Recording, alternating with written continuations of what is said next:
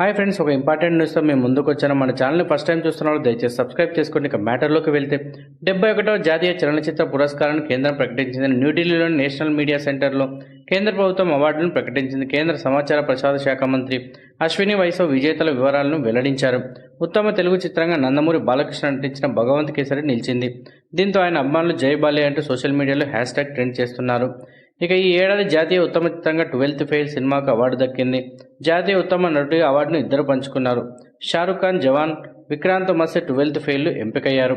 ఉత్తమ నటిగా Rani Mukerji Mrs Chatterjee versus Norway Hindi మూవీలో నటనకు అవార్డు వరించింది. అలాగే ఉత్తమ యాక్షన్ స్టంట్ కొరియోగ్రఫీలో హనుమాన్ చిత్రం అవార్డు పంచుకోగా, ఉత్తమ గేయ రచయితగా బలగంలో ఊరు పల్లెటూరు పాటకు గాను కాసర్ల శ్యామ్ అవార్డును సొంతం చేసుకున్నారు.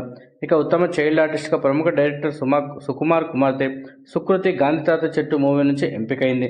ఉత్తమ తమిళ చిత్రంగా పార్కింగ్కు అవార్డు దక్కింది. వీడియో నచ్చితే లైక్ చేయండి, షేర్ చేయండి. మన ఛానల్ సబ్స్క్రైబ్ చేసుకుని మరో ఇంట్రెస్టింగ్ వీడియోతో మళ్ళీ కలుద్దాం.